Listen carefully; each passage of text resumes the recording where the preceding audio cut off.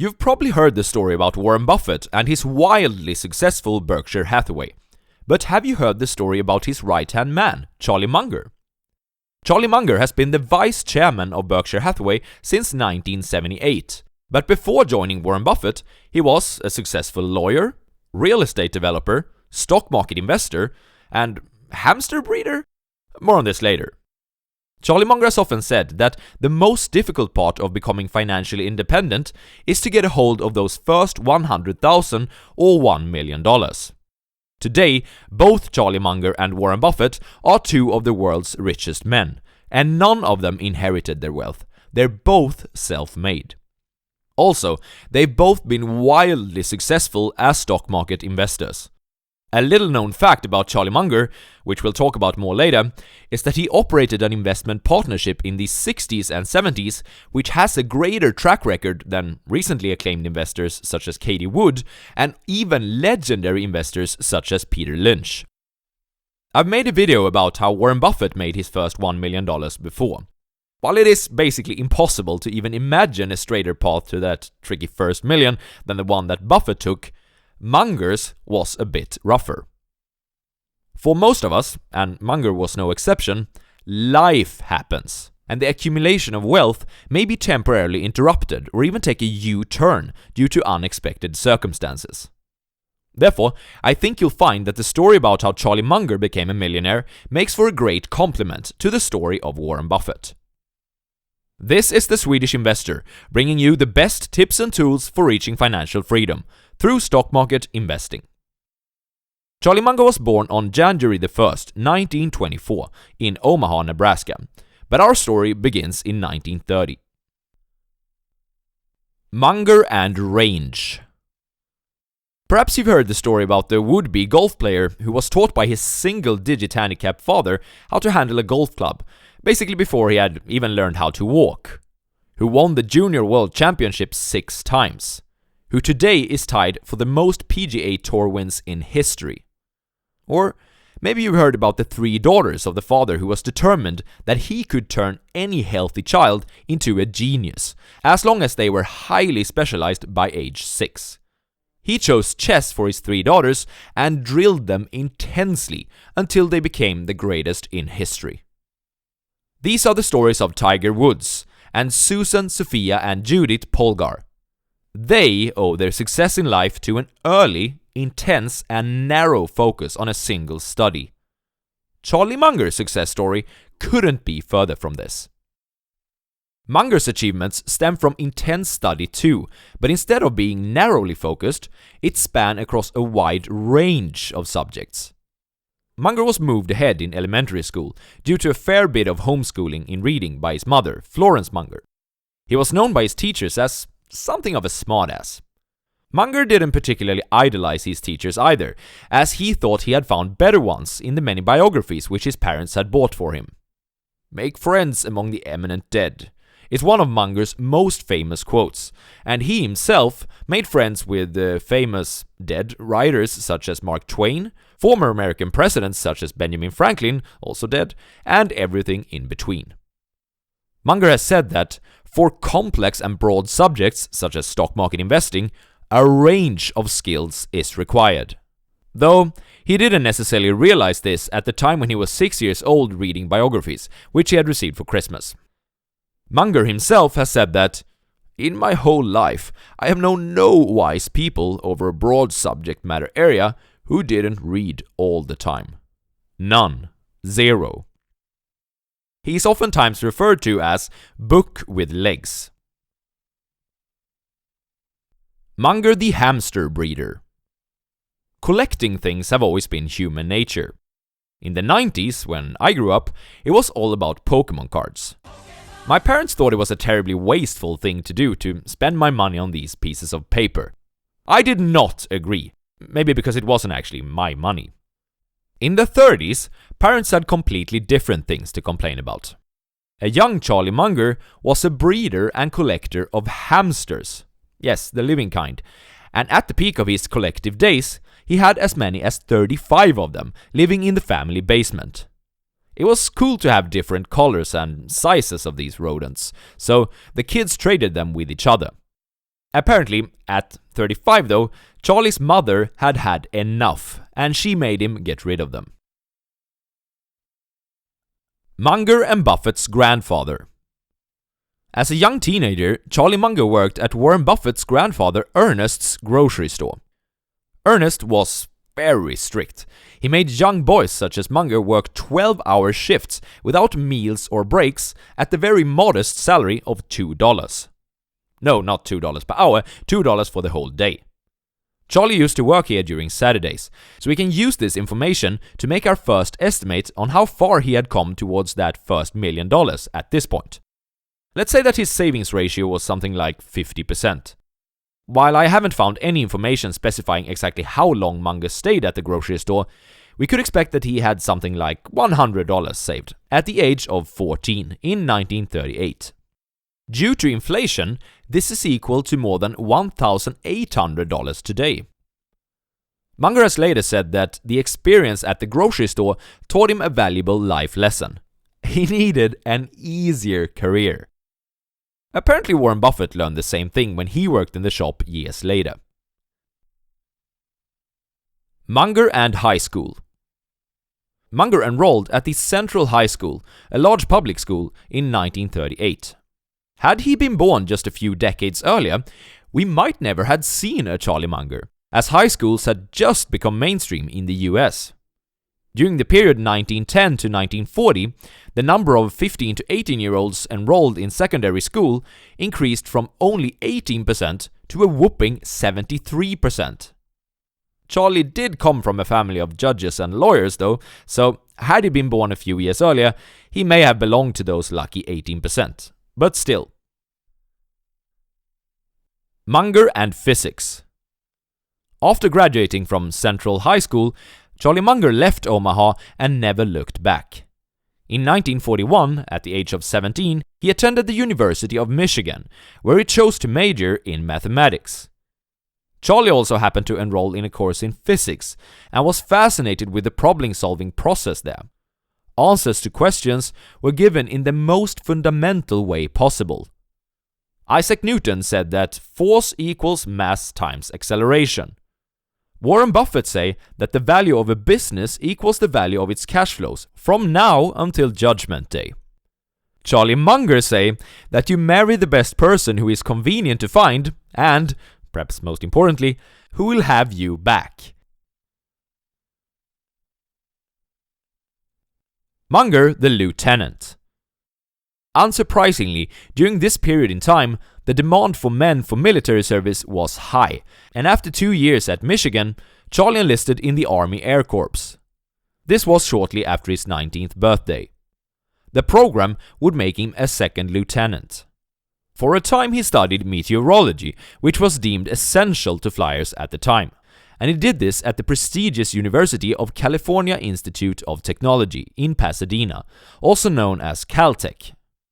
The acceptance rate to this university today is approximately 6%. While a few of Charlie's comrades in the army weren't as lucky, Munger himself got dispatched to Alaska. The war wasn't exactly raging here, and Munger acquired 2 important skills as a pleasant surprise. During his military service, he learned how to play poker.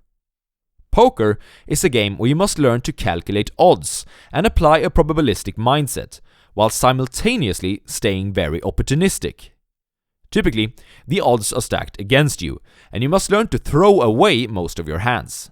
However, when the odds are clearly in your favor, you must realize that opportunities don't come very often, so you should bet big.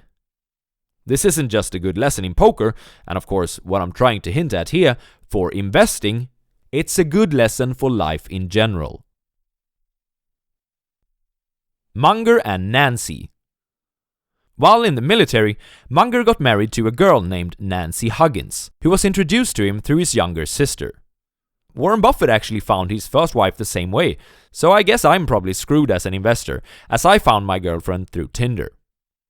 With the Second World War ongoing and a constant threat of long or even permanent separation looming, young love became wildly glamorized by the public. If you've seen the movie Pearl Harbor, you'll know exactly what I mean.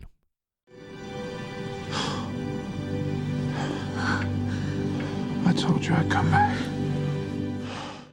And when it came to love, Munger wasn't perhaps contrarian enough for his own good, as this marriage, at least in hindsight, seems to have been a bit rushed.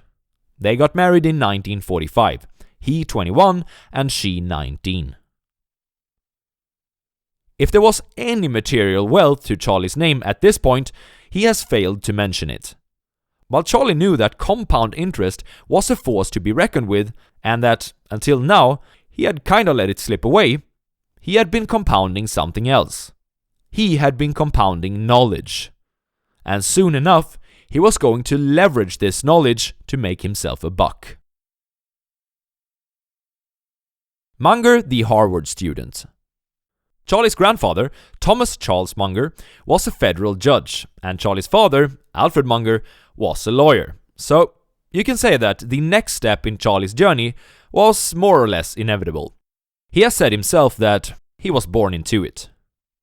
In 1946, Charlie attended Harvard Law School. He was facing some difficulties getting in, as he didn't have an undergraduate degree, but he was helped by family friend Roscoe Pound, who used to be the dean of the school. I know, quite practical to have connections like that. However, he definitely deserved to be there, and graduated in 1948 among the top, I think, 3%-ish of his class. Munger the Lawyer. From here, it was game on. Munger passed the California bar, a requirement for lawyers in that jurisdiction, in 1949, and joined the firm Wright & Garrett, now known as Music Peeler & Garrett, in Los Angeles. At this point, he was 25 years old, and had saved up $1,500, and his salary was $275 a month. The median income for the American household in 1949 was $260 per month. Munger the Investor. Being an attorney was a foot in the door for other types of projects, especially for someone as well-rounded as Munger. In the early 50s, some of the specific dates are a bit uncertain throughout this story, Munger had a client called Ed Hoskins, who owned a business called Transformer Engineers. The business made highly specialized transformers for military equipment, which had seen a boom in demand during the Korean War. After Hoskins and his venture capitalist investors had a disagreement, Munger saw an opportunity to invest in the business.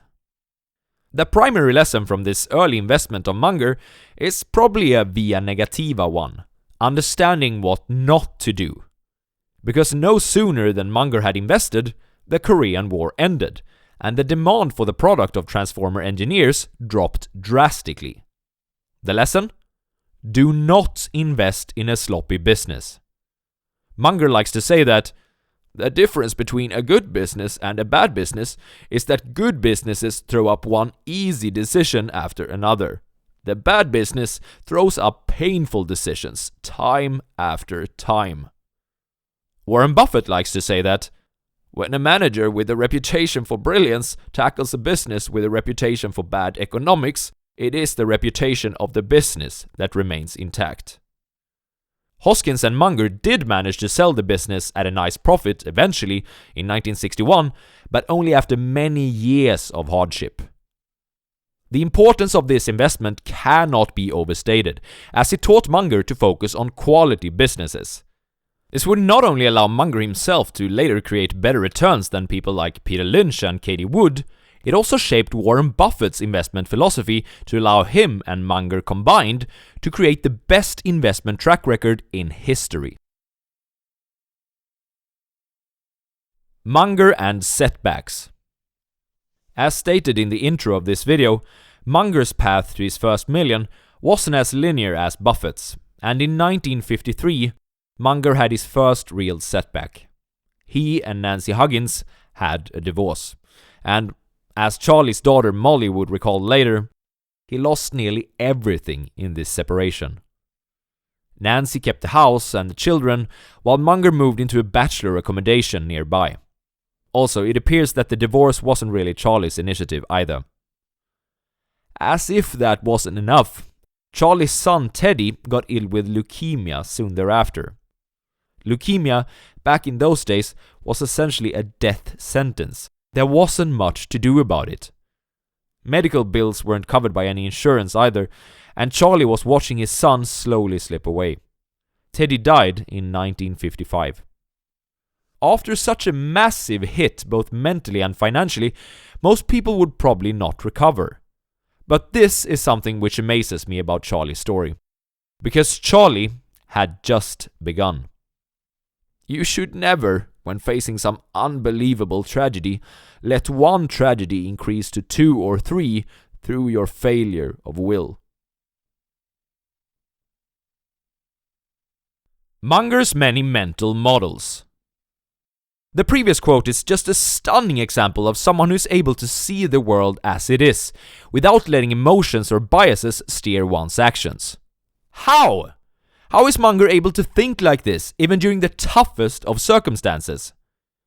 I think that, partly at least, the answer lies in the fact that Munger has a number of mental models through which he views the world and analyzes particular situations.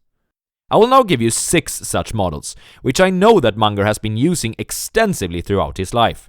You're going to get a ton of takeaways in quite a fast pace, so listen up. In fact, the first mental model has already been revealed. It's to have many mental models. I know, quite meta. Munger says that, to the man with a hammer, every problem seems to look like a nail. Occam's razor. Occam's razor is the concept that less is more. Consider this statement.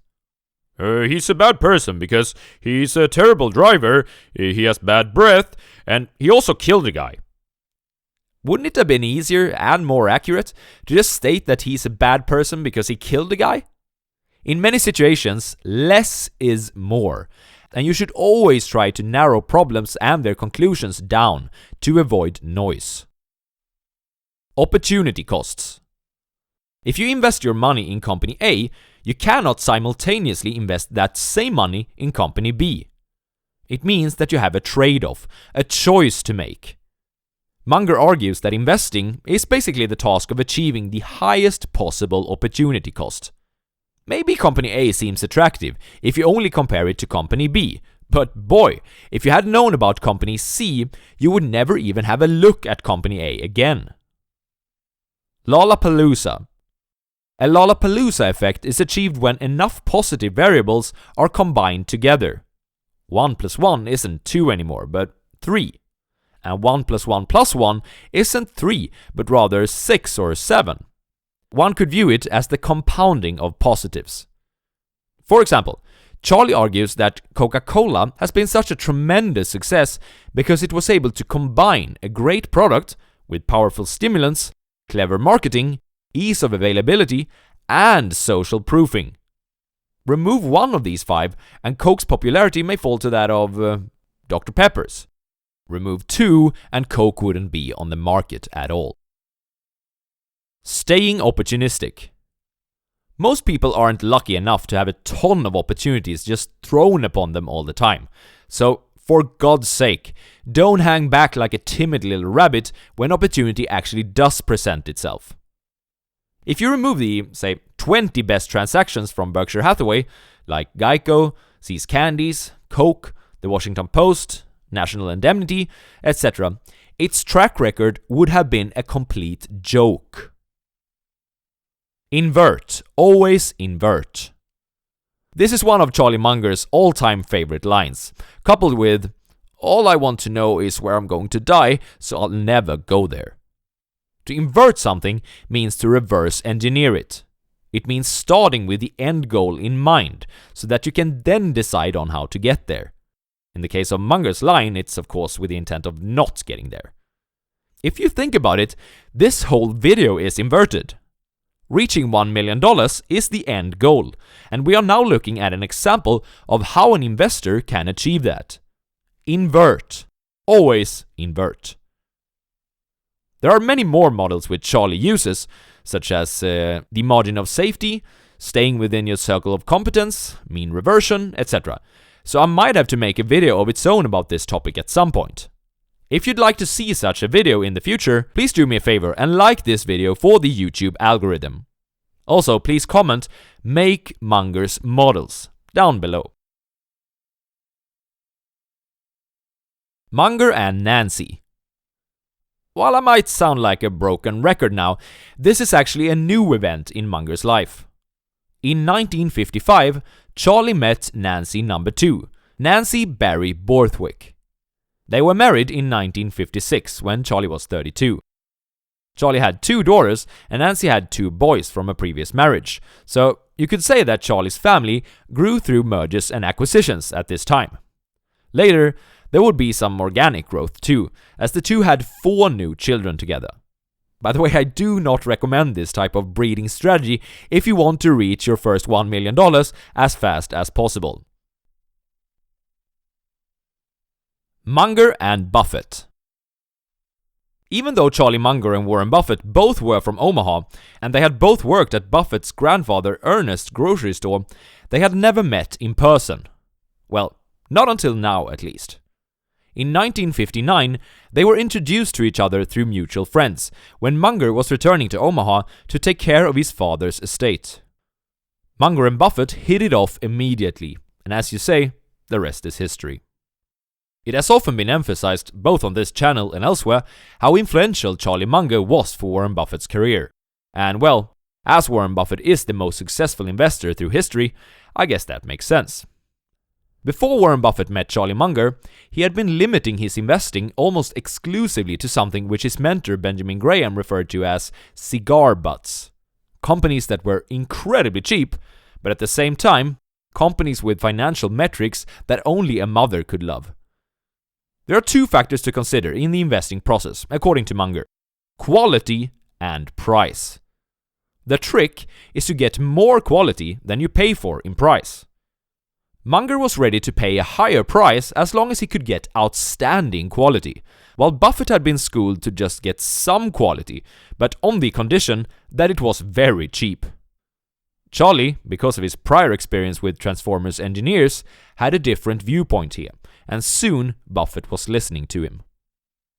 However, Buffett probably had an even greater influence on Munger, and this hasn't been discussed as frequently at all. In fact, you can probably argue that Buffett was the reason as to why Munger eventually left law and started to focus on investing full-time. He told Charlie that, "Law is fine as a hobby, but I think you can do better." Munger the real estate developer. Real estate as an alternative to investing in the stock market is something which Munger, in his early days, focused on much more intensively than Buffett did. In a 2006 Berkshire Hathaway annual shareholder meeting, Buffett explains what was so attractive about this field to Munger in the 1960s. Charlie started out, in real estate development because it took very, very little capital, and you could magnify brain power and energy, or I should say brain power and energy could magnify small amounts of capital in a huge way that was not true in securities. Real estate development, the process of buying land, building something on it, and then selling it, is truly something which can have a high return on capital if it is done right. It is more of an entrepreneurial endeavor than investing is, but Charlie Munger had a knack for this too. All in all, Munger made 5 different deals in Los Angeles over approximately a decade. The first project was when he and Nancy bought their family home together in 1960. They bought a property on June Street in Hancock Park, brought in the wrecking ball to demolish the old house standing there, and sold off a part of the property as a new lot. Then they built a house for their family on the other. Their second project, which was a lot more ambitious in its scope, was brought to Charlie through his work as a lawyer. Munger was working for a man named Otis Booth, and he couldn't keep himself from giving business advice to Otis too. Otis Booth's grandfather had owned a property nearby Caltech, where Munger previously had studied. Booth's father didn't think that they had any use of the property, and so he wanted to sell it. Munger was going to handle the probate settlement, but he had seen that, due to the explosive growth that was happening in Los Angeles at the time, land developers were getting rich quickly. And so, he advised his clients to build their own apartments on the property instead, and sell it only later. Otis said that, "If you think this is such a good idea, Charlie, you should join us with your own money." Charlie agreed, and the project was finished in 1967. It took some time, but they got $500,000 back on a $100,000 investment. Meanwhile, Charlie started his third and fourth projects with a fellow named Al Marshall. Al Marshall and Charlie invested in properties near a shopping center in Alhambra, and in additional ones on Huntington Drive, close to San Marino. Also, after the Caltech project was finished, he did another one with Otis Booth, where they applied some of the learnings from their first project. They had noticed that the ground floor apartments were selling like crazy, so they decided to focus on that entirely. And on trees. Lush landscaping, that is what sells. You spend money on trees and you get back triple. Guess I was wrong in a sense before, when I hinted that opportunities do not grow on trees. Charlie Munger did get really wealthy from these efforts, but we're getting ahead of ourselves a little bit. Munger, 1 foot out. In 1962, aged 38, Munger quit his job as a lawyer at Wright & Garrett. While Buffett's clever remark that law is fine as a hobby, but I think you can do better, may have had some impact, I think the three main reasons as to why Munger decided to change his career were these. Firstly, Munger had been told the following by a senior partner. Your duty is to be no more than the third smartest person in the room. The client is always the smartest. I'm the second smartest. Only after that can any cleverness seem to come from you. This wasn't Munger's style, to say the least. Heck, even Howard Buffett, Warren's firstborn son, has said that his father is just the second smartest person he knows. Munger is the smartest. Secondly, Munger had noticed a built-in problem with the profession. The people he enjoyed working for didn't get into much trouble, and therefore didn't generate any work. Meanwhile, the dishonest and distasteful people got into lots of trouble and generated lots of work, but Munger didn't really want to spend his time with these people. Thirdly, lawyers face a magnified keeping up with the Joneses problem. You could call it keeping up with the super Joneses. Many of the clients of lawyers are wealthy entrepreneurs who are building up assets in the form of businesses for themselves. Even though lawyers can get really well paid, especially today, they are typically not building assets of similar sorts, particularly not if they try to compete with their clients for fancy material stuff. In 1962, after 13 years as a professional lawyer, Munger allegedly had some $300,000 to his name. He had earned at least half of this from his investment activities. Before getting out of the business completely in 1965, he did manage to start a new firm together with a few colleagues from his previous job though. It is now known as Munger, Tolles & Olson, and it is a very successful law firm even today, and a quite picky one too. If you didn't graduate top of your class from an elite college, you can pretty much forget about applying here. Munger the Sage of Securities.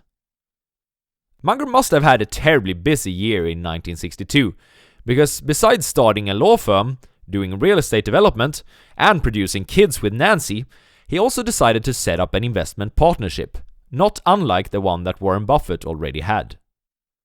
Together with a fellow named Jack Wheeler, later replaced by Al Marshall, he created Wheeler, Munger & Company.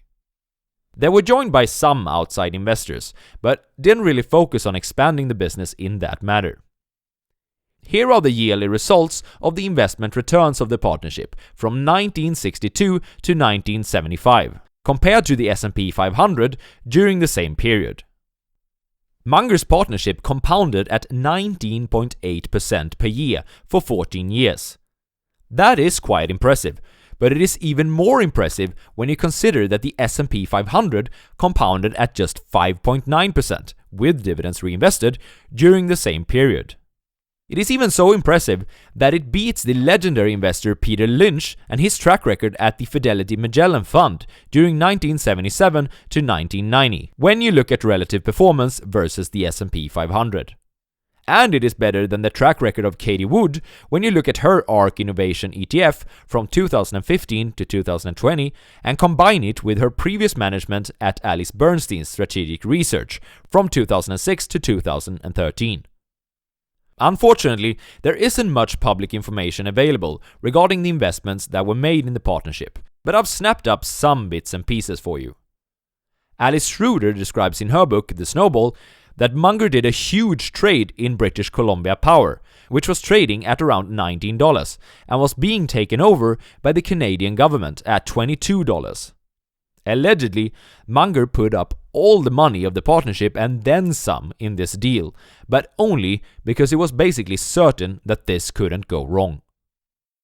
Munger's propensity to leverage his bets caused his partnership to lag way behind the index in the bear market of 1973 to 1974, but as you can see, he made up for it. He had the attitude that if you aren't rich already, you might as well take some risk, given favorable odds, to get rich. Another deal comes from Janet Lowe's book, Damn Right, Behind the Scenes with Berkshire Hathaway billionaire Charlie Munger. Charlie bought into a company called Fund of Letters, which was a closed-end investment fund trading at a substantial discount to its assets. In other words, it was a Benjamin Graham play. Finally, from researching Warren Buffett's 25 most important investments of all time, I know that Buffett's and Wheeler and Munger's holdings overlapped at times. For example, in the company's diversified retailing, blue chip stamps, and See's candies. Munger, becoming a millionaire. When everything was said and done with Munger's real estate developments, he had some $1.4 million from these activities. It isn't clear exactly which year Munger quit this endeavor, and obviously he became a millionaire sometime before, as he also had assets elsewhere, but I think it is safe to say that it was around 1967. Even though there were some tough setbacks along the way, Charlie Munger became a millionaire in his early 40s. And there you have it. Let's have a super fast recap.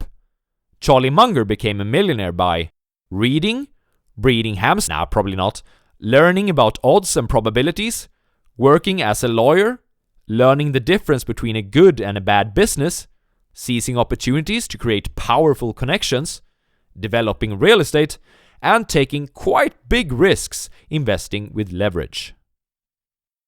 If you haven't yet seen how Warren Buffett became a millionaire even quicker than Charlie Munger did, check out this video. As Warren Buffett has said, there's more than one way to get to investing heaven. Until next time, cheers!